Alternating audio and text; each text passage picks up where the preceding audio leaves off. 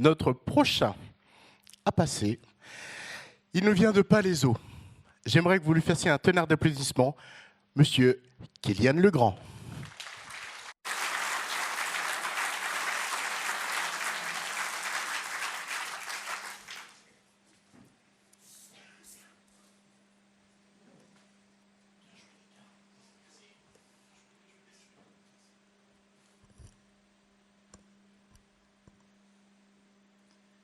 C'est une folie, particulièrement sage.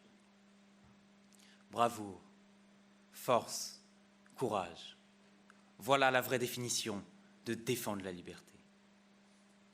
Une pensée héroïque, pleine de fascination, une pensée lyrique, d'admiration, une pensée historique, pleine de contemplation. Alors non, défendre la liberté, ce n'est pas juste une idéologie. Défendre la liberté est une réalité.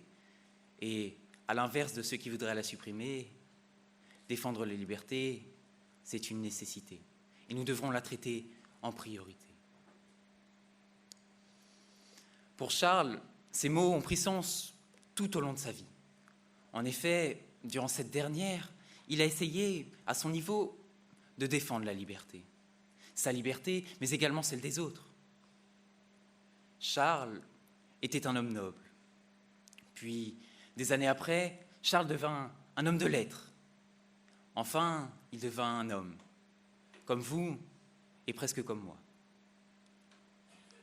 Cher président, chers membres du jury, cher auditoire, toutes les actions dont il a fait preuve, Charles aujourd'hui aimerait vous les présenter. Avant-hier, Charles était duc. Duc de France, duc d'Orléans, duc de Valois, mais surtout duc d'espoir, luttant pour sa patrie et pour sa fratrie durant la guerre de 100 ans. Il fut prisonnier durant la bataille d'Azincourt. Livré à l'ennemi, il connut la torture, témoin de la tyrannie et de la barbarie. Mais Charles n'a pas abandonné ses libertés pour autant. Il a continué à les défendre, quel qu'en soit le prix.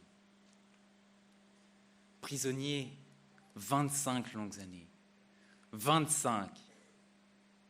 Et Charles n'a pas flanché. Charles n'a pas courbé, car pour lui, pouvoir défendre la liberté, cela signifie qu'elle est encore là. Que tous les espoirs qu'il va user et déployer ne seront pas vains. Que tout ça ne sera pas inutile. Alors oui, défendre la liberté, cela repose sur l'espoir de pouvoir y arriver. Parfois, c'est le cas. Parfois, malheureusement, ça ne l'est pas. Mais Charles, lui, il aura essayé. Hier, Charles était un artiste rejeté, un poète maudit. Charles ne pouvait pas faire ce pourquoi il vivait. On lui interdisait d'écrire et de composer librement. Son exutoire voulait alors le quitter. Charles, pour réagir, décida de défendre ses libertés. Écrire, c'est un droit. On ne peut pas lui retirer. Pourquoi lui mettons un procès? Charles décide alors d'abuser de ses libertés. Écrire, il le fera. Ses adversaires, il s'en moquera. Les propos grotesques et choquants, il en abusera, il en rira. Pour lui, défendre la liberté, ce n'est pas s'opposer, c'est grandir. Ce n'est pas se censurer, c'est s'épanouir. Ce n'est pas se renfermer, mais c'est s'ouvrir. En fait, défendre la liberté permet de la faire progresser et de la renforcer. Pourtant, Charles était vraiment mal. Alcool et drogue étaient son quotidien. La mort et les femmes étaient ses réflexions les plus profondes. Mais il a décidé de se battre pour défendre ses libertés. Car défendre ses libertés, c'est un acte, ce n'est pas une parole. À la question « être » ou « ne pas être », Charles répondait souvent « mal être ». Alors, toutes les injures qu'il a subies, tous les commentaires qu'il a encaissés, Charles a décidé de ne garder que le bon pour en extraire les fleurs du mal.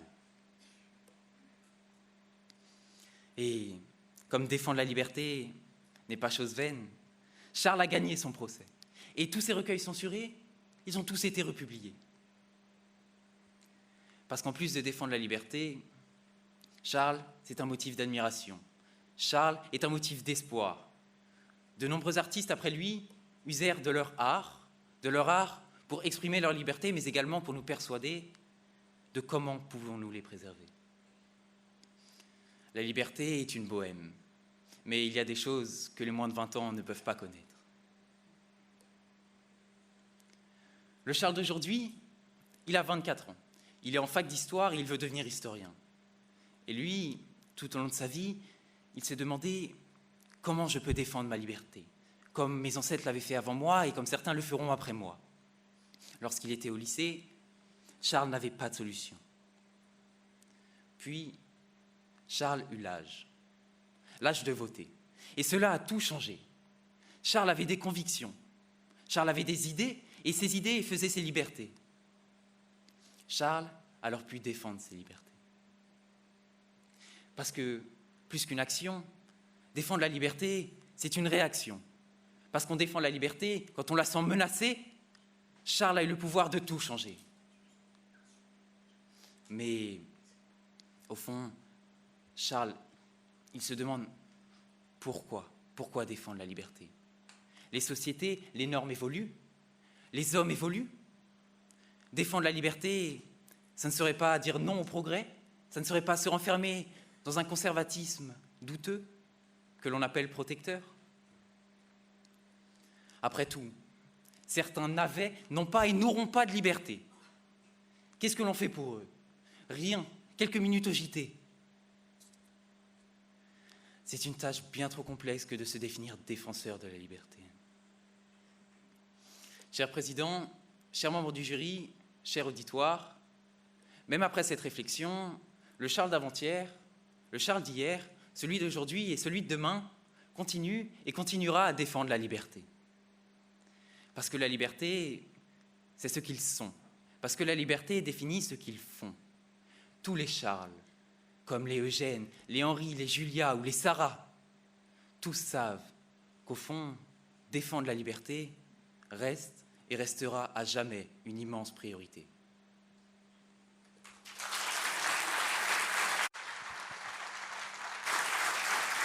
Merci beaucoup, Kylian.